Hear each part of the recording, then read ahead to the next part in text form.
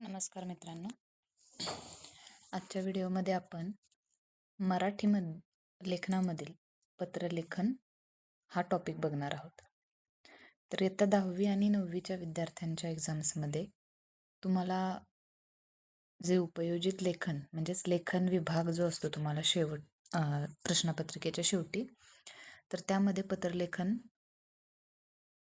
यावर आधारित तुम्हाला प्रश्न दिलेला असतो. तर ते पत्रलेखन कोणत्या पद्धतीनं करायचं ते आज आपण शिकणार आहोत. तर पत्रलेखन म्हणजे काय?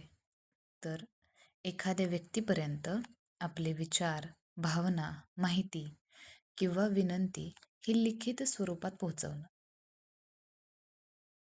म्हणजे आपल्या ज्या भावना आहेत, आपले जे काही विचार आहेत किंवा काही माहिती असेल, ती लिखित स्वरूपात म्हणजे काहीतरी कागदोपत्री स्वरूपामध्ये एखाद्या व्यक्तीला पोहोचवणं, त्याला म्हणायचं पत्रलेखन. आजकाल तंत्रज्ञान विकसित झाल्यामुळं पत्रलेखन हे थोडंसं मागं पडले. पण पूर्वीच्या काळी बघा, अ, टेक्नॉलॉजी इतकी अशी त्यामध्ये प्रगती झालेली नव्हती. त्यामुळे मोबाईलचे शोध लागलेले नव्हते. त्यावेळी लोक पत्रलेखनामुळं एकमेकांपर्यंत आपले विचार, भावना, माहिती काहीही असेल ते पोहोचवत होते. तर पत्रलेखनाचे आपण आता प्रकार बघूया. पत्रांचे प्रकार आहेत. पहिलं म्हणजे औपचारिक पत्र. आता हे औपचारिक पत्र जे आहे ते कुणाला लिहिलं जातं? तर हे पत्र जे अधिकारी असतात, मुख्याध्यापक असतात, कार्यालय, संस्था इत्यादींना लिहिलं जातं. म्हणजे जी कार्यालयीन कामं आहेत, या कामांसाठी औपचारिक पत्राचा वापर होतो. जसं की उदाहरणार्थ, रजेसाठी जर तुम्हाला अर्ज करायचा असेल, शिष्यवृत्तीसाठी अर्ज करायचा असेल किंवा एखादी तक्रार करायची असेल, विनंती करायची असेल, तर तुम्हाला औपचारिक पत्रानुसार ते करता येतं. तर आता हे पत्र लिहिताना पाळावयाच्या अटी कोणत्या? तर जी भाषा आहे, आपण ते औपचारिक पत्र लिहिताना जी भाषा आहे, ती भाषा आपली नेहमी नम्र असणं गरजेचं आहे. तसंच स्पष्ट आणि मुद्देसूद, त्याचबरोबर आदरयुक्त आपली भाषा असणं गरजेचं आहे. आता हे जे अनौपचारिक पत्र आहे, त्यालाच आपण इंग्रजीमध्ये इनफॉर्मल लेटर म्हणतो. आता हे जे पत्र आहे, ते आपण आपले जे नातेवाईक आहेत, मित्र आहेत, आई-वडील आहेत, भाऊ-बहीण आहेत, यांना लिहितो. याचं उदाहरणार्थ असं की आपल्या फॅमिलीमध्ये कुणाचा वाढदिवस असेल, तर त्यांना शुभेच्छा देणारं पत्र. तसंच एखादी मुलगा किंवा मुलगी सहलीला गेलेले आहेत आणि त्या सहलीमध्ये त्यांनी काय काय पाहिलं, हे जे सहलीचं वर्णन त्यांना आईवडिलांना जर सांगायचं असेल, तर ते सहलीचं वर्णन करणारं पत्र. त्याचबरोबर तुमचा मित्र असेल, मैत्रीण असेल, त्याला छान असं परीक्षेमध्ये यश मिळालेलं आहे, चांगले मार्क्स मिळालेले आहेत, तर त्याचं अभिनंदन करणारं पत्र तुम्हाला लिहायचं असेल. त्याचबरोबर सुट्टीत घरी येण्याबद्दल अशा वेगवेगळ्या विषयांवर तुम्ही आपल्या नातेवाईकांना अनौपचारिक पत्र लिहू शकता. आता ह्याची जी भाषा आहे, हे पत्र लिहिण्याची जी भाषा आहे, ती आपली जी जनरल भाषा असते आपली, प्रेमळ, आपुलकीची आणि एकदम मनमोकळी. जसं आपण घरातल्या आपल्या आईवडिलांशी, आपल्या फॅमिली मेंबर्सची गप्पा मारतो, त्या अर्थी. आता या पत्राचे भाग आपण बघूया. पत्राचा पहिला भाग म्हणजे पत्र पाठवणाऱ्याचा पत्ता. आता हा जो पत्ता आहे, तो उजव्या बाजूला वर लिहितात. उदाहरणार्थ 101 शिवाजीनगर, सातारा. त्यानंतर दुसरा जो भाग आहे, तो आहे दिनांक. उदाहरणार्थ 2 ऑगस्ट 2026. त्यानंतर तिसरं जे आहे ते संबोधन. आता ह्या संबोधनामध्ये बघा, औपचारिक पत्र जर तुम्ही लिहित असाल, तर त्यामध्ये माननीय मुख्याध्यापक महोदय, म्हणजे जे काही ज्या कार्यालयासाठी तुम्ही ते पत्र लिहिताय, तिथला जो माननीय कोण जो व्यक्ती असणार आहे, त्या व्यक्तीला तिथं तुम्ही संबोधन द्यायचं आहे. आणि जर तेच पत्र तुम्ही अनौपचारिक लिहित असाल, तर त्याचं संबोधन काय येणार? प्रिय मित्र, प्रिय आई, प्रिय बाबा, जे काही घरातल्या कुठल्याही व्यक्तीला तुम्ही ते पत्र लिहित असाल, त्या व्यक्तीचं तिथं संबोधन करायचं आहे. त्यानंतर पत्राचा विषय. आता पत्राचा विषय जो आहे, तो फक्त औपचारिक पत्रातच लिहिला जातो. आता अनौपचारिक पत्रामध्ये आपण असं म्हणू शकत नाही ना विषय, की ह्यासाठी मी पत्र लिहिलंय. नाही.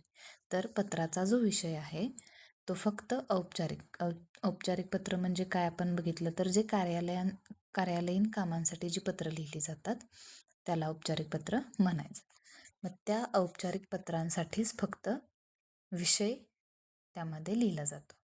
जसं की रजेबाबत विनंती इत्यादी. त्यानंतर 5वा जो भाग आहे तो आहे पत्राचा मजकूर. आता यामध्ये कारण, माहिती किंवा भावना म्हणजे जो मजकूर आहे, मेन तुम्ही कशासाठी पत्र लिहिलं आहे ते म्हणजे पत्राचा मजकूर. तो तिथं लिहायचा आहे. आणि शेवट जो आहे तो औपचारिक पत्राचा शेवट कसा करायचा, जो कार्यालयीन बऱ्याच अंशी बघा मुलांना औपचारिक आणि अनौपचारिक ह्या शब्दांमध्ये खूप कन्फ्युजन होतं, ते शब्द समजत नाहीत. तर औपचारिक पत्र हे म्हणजे काय, की कार्यालयीन कामांसाठी तुम्ही जे पत्र लिहिताय ते, आणि अनौपचारिक पत्र जे तुम्ही तुमच्या फॅमिली मेंबर्ससाठी लिहिताय. तर जे औपचारिक पत्र आहे त्याचा शेवट तुम्ही आपला आज्ञाधारक, आपला विश्वासू अशा शब्दांनी करू शकता. आणि जे अनौपचारिक पत्र आहे त्याचा शेवट तुम्ही तुझा मित्र, तुझी मुलगी, त्यानंतर तुझी बहीण अशा पद्धतीनं त्याचा शेवट तुम्ही करू शकता. त्यानंतर शेवटचा जो भाग आहे ते म्हणजे नाव. मग तिथं आता शेवट काय येणार आहे, तर जो पत्र लिहिणार आहे त्या पत्र लिहिणाऱ्याचं नाव येणार आहे. आता बघा पत्रलेखनाचे नियम. तर पत्रलेखनाचे नियम काय आहेत? तर पत्रलेखनामध्ये भाषा ही शुद्ध असावी, अक्षर स्वच्छ असावे, योग्य विरामचिन्हांचा वापर करावा, परिच्छेद पाडावेत, विषयाप्रमाणे भाषा बदलावी, पत्र लहान पण पूर्ण असावं. म्हणजे तुम्ही मजकूर अगदी छोटा छोटा लिहा, पण ते पूर्ण त्यामध्ये जे काही तुम्हाला सांगायचं आहे ते त्यामध्ये पूर्ण झालेलं असं जाणवलं पाहिजे. त्यानंतर बघा परीक्षेमध्ये गुण मिळवण्यासाठी काही खास टिप्स मी इथं तुम्हाला दिलेल्या आहेत. तर त्या टिप्स अशा आहेत. पहिलं म्हणजे जो पत्ता आणि दिनांक तुम्ही लिहिणार आहे तो अगदी बरोबर लिहायचा आहे. त्याचबरोबर योग्य संबोधन वापरा. मग संबोधनामध्ये जे औपचारिक आहे त्यासाठी वेगळं संबोधन असतं आणि अनौपचारिक आहे त्यासाठी वेगळं संबोधन असतं. विषय स्पष्ट ठेवा. आता हा जो विषय आहे तो जसं मी मगाशी सांगितलं, विषय हा फक्त कार्यालयीन पत्र म्हणजेच औपचारिक पत्रांमध्येच लिहिला जातो. जे आपण घरगुती पत्र लिहितोय त्यामध्ये विषय लिहिला जात नाही. त्यानंतर मजकूर नेमका आणि मुद्देसूद लिहा आणि शेवटी योग्य समाप्ती व नाव लिहा. अशा पद्धतीने ह्या पॉईंट्सनुसार तुम्हाला पत्रलेखनाला मार्क्स मिळू शकतात. आता मी काही पत्राचे नमुने इथं दाखवलेले आहेत बघा. तर पहिलं जे पत्र आहे ते आहे औपचारिक पत्र, जे रजेसाठी अर्ज केलेला आहे का विद्यार्थ्यानं. तर तो व्यवस्थित पत्ता बघा त्याने लिहिलेला आहे, 101 शिवाजीनगर सातारा 41501. दिनांक 2 ऑगस्ट 2026. प्रति माननीय मुख्याध्यापक न्यू इंग्लिश स्कूल सातारा. जे न्यू इंग्लिश स्कूलचे मुख्याध्यापक आहेत त्यांना त्या विद्यार्थ्यानं पत्र लिहिलेलं आहे. मग हे औपचारिक पत्र झालं जे की कार्यालयीन कामासाठी त्यानं लिहिलेलं आहे. मग यामध्ये विषय काय आहे, तर 3 दिवसांच्या रजेबाबत त्यानं विनंती केलेली आहे. मग तो काय म्हणतोय, महोदय सविनय विनंती अशी की मला ताप आल्यामुळे डॉक्टरांनी 3 दिवस विश्रांती घेण्याचा सल्ला दिला आहे. त्यामुळे मला दिनांक 3 ऑगस्ट 2026 ते 5 ऑगस्ट 2026 या कालावधीत शाळेत उपस्थित राहता येणार नाही. तरी कृपया मला 3 दिवसांची रजा मंजूर करावी. ही विनंती. आपला आज्ञाधारक, त्याची काय असेल ती सही असणार आहे. त्या विद्यार्थ्याचं नाव तिथं लिहिलेलं आहे आणि त्याची इयत्ता आणि त्याची तुकडी म्हणजे त्याच्याबद्दलची जी काही माहिती आहे ती तिथं खाली लिहिलेली आहे. अशा पद्धतीनं पत्र एकाखाली एक तुम्ही व्यवस्थित लिहायचं आहे. त्यानंतर बघा, औपचारिक पत्राचाच हा प्रकार आहे, जो की त्याचा विषय असा आहे, ग्रंथपालांना नवीन पुस्तके मागवण्याबाबत. आता इथं सुद्धा मी पत्ता आहे असा लिहिलेला आहे. प्रति कोणाला पाठवते आपण पत्र, ते माननीय ग्रंथपाल, न्यू इंग्लिश स्कूल, सातारा. त्याचा विषय असा आहे, ग्रंथालयासाठी नवीन पुस्तके उपलब्ध करून देण्याबाबत विनंती केली. महोदय, आमच्या शाळेच्या ग्रंथालयात स्पर्धा परीक्षा, विज्ञान आणि साहित्य यावरील नवीन पुस्तके कमी आहेत. विद्यार्थ्यांच्या अभ्यासासाठी ही पुस्तके अत्यंत आवश्यक आहेत. तरी कृपया नवीन पुस्तके उपलब्ध करून द्यावीत, ही नम्र विनंती. आपला आज्ञाधारक, स्वाक्षरी त्याचं काय असेल ते, आणि राम खाडे असं त्याचं नाव लिहिलेलं आहे आणि त्याची इयत्ता दिलेली आहे. आता इथं बघा, जो तुम्ही मथळा जो लिहिलेला आहे मधला, जो मायना लिहिलेला आहे, तर त्यामध्ये काय क्लिअर झालंय की त्या विद्यार्थ्याला काय कशाची गरज आहे, तर स्पर्धा परीक्षांची आणि विज्ञान साहित्याची पुस्तकं त्याला अवेलेबल करायचे. मग कमीत कमी शब्दामध्ये त्यानं काय केलेलं आहे, तर त्याचा विषय मांडण्याचा प्रयत्न केलेला आहे. पण इथं वाचताना आपल्याला कुठं सुद्धा असं जाणवत नाहीये की त्याचा विषय अपूर्ण राहिला. त्याची जी तक्रार होती, त्याची जी मागणी होती, ती त्यानं त्यामध्ये पूर्णपणे मेन्शन केलेली आहे आणि ती पुस्तके तिथून मागवलेली आहेत. म्हणजे त्याचं पत्र जरी छोटं असेल तरी तिथं काय झालेलं आहे, ते पूर्ण त्यानं केलेलं आहे. अशा पद्धतीनं आपल्याला पत्र लिहायचंय. आता इथं सुद्धा औपचारिक पत्राचाच एक नमुना आहे. नगरपालिका अधिकाऱ्यांना रस्त्याच्या दुरुस्तीबाबत आपण पत्र लिहितोय. आता इथं सेम पत्ता कॉपी केलेला आहे मी. प्रति फक्त बदललं गेलेलं आहे. प्रति कोण आहेत, तर माननीय मुख्याधिकारी नगरपालिका सातारा.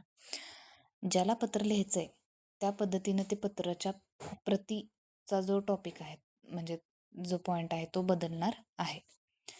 आता विषय आहे काय आहे, तर कोणत्या विषयाशी निगडीत आपण पत्र लिहितोय, तर रस्त्याची तातडीने दुरुस्ती करण्याबाबत. महोदय, आमच्या परिसरातील मुख्य रस्ता मोठ्या प्रमाणावर खराब झाला आहे. पावसाळ्यात खड्ड्यांमध्ये पाणी साचत असल्यामुळं नागरिकांना आणि विद्यार्थ्यांना मोठा त्रास सहन करावा लागत आहे. तरी कृपया संबंधित रस्त्याची तातडीने दुरुस्ती करावी. आपला विश्वासू, स्वाक्षरी काय नाव असेल ते. अशा पद्धतीनं औपचारिक पत्र आपण बघितलं. आता अनौपचारिक पत्राचा उदाहरण बघूया. मित्राला परीक्षेतील यशाबद्दल जे काय असेल ते अभिनंदन करतोय आणि त्याला शुभेच्छा देण्यासाठी हे पत्र लिहितोय.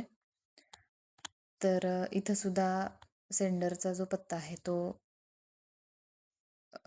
सॉरी, ज्याला पत्र पाठवायचं त्याचा पत्ता तिथे लिहिलेला आहे आणि त्याची सुरुवात केलेली आहे प्रिय मित्रापासून. प्रिय मित्र रोहन, सप्रेम नमस्कार. तू 10वीच्या परीक्षेत उत्कृष्ट गुण मिळवल्याचे समजले. ही बातमी ऐकून मला खूप आनंद झाला. तुझ्या मेहनतीचं हे यश तुझ्या मेहनतीचं हे यश आहे. यापुढील शिक्षणासाठी तुला मनपूर्वक शुभेच्छा. आईबाबांना माझा नमस्कार सांग. एकदम फ्रँकली तुम्ही इथं बोलू शकता. त्यानंतर जो शेवट केलेला आहे, तुझा मित्र योगेश. त्यानंतर अनौपचारिक पत्राचा अजून एक नमुना बघूया. आईला सहलीचे वर्णन सांगणारं पत्र. बघा, प्रिय आई, सप्रेम नमस्कार. आमच्या शाळेची महाबळेश्वर येथे शैक्षणिक सहल गेली होती. तेथील निसर्ग, प्रेक्षणीय स्थळे आणि स्ट्रॉबेरीची शेती पाहून खूप आनंद झाला. या सहलीतून आम्हाला अनेक नवीन गोष्टी शिकायला मिळाल्या. मी इथं सुखरूप आहे. घरातील सर्वांना माझा नमस्कार सांग. तुझी लाडकी नीलम. हे एका विद्यार्थीनं तिच्या आईला लिहिलेलं पत्र आहे. आता बघा इयत्ता 10वीच्या परीक्षेसाठी वारंवार विचारले जाणारे पत्रांचे विषय मी इथं घेतलेले आहेत. तर पहिला असा विषय आहे की रजेसाठी अर्ज, त्यानंतर शाळेत पिण्याच्या पाण्याची व्यवस्था करण्याबाबत पत्र, ग्रंथालयासाठी नवीन पुस्तकं मागवण्याबाबत, परिसर स्वच्छतेबाबत नगरपालिका ग्रामपंचायतीला पत्र, झाडं लावण्याचं आवाहन, मित्राला अभ्यासाचं महत्त्व सांगणारं पत्र, मित्राला सहलीचे वर्णन सांगणारं पत्र, आईवडिलांना शाळेतील कार्यक्रमाचे वर्णन सांगणारं पत्र, वाढदिवसाचे निमंत्रण आणि अभिनंदनपर पत्र. तर हे जे आपण नमुने घेतले ते 10वीच्या अभ्यासासाठी योग्य स्वरूपात आहेत.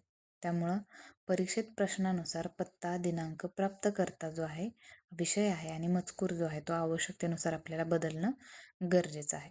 हे तुम्हाला प्रॅक्टिससाठी मी दिलेले आहेत. तुम्ही यावर प्रत्येकी एका एका विषयाचे पत्र लिहून तुमच्याकडे ते कलेक्शन ठेवा, जेणेकरून ते तुम्हाला एक्झामसाठी युजफुल होईल. तर अशा पद्धतीनं आपण सोप्या पद्धतीनं पत्रलेखन कसं करायचं हे शिकलोय. यात जर तुम्हाला काही शंका असेल, डाऊट्स असतील किंवा इतरही कोणत्या विषयावर तुम्हाला माहिती हवी असेल तर मला नक्की कमेंटमध्ये कळवा.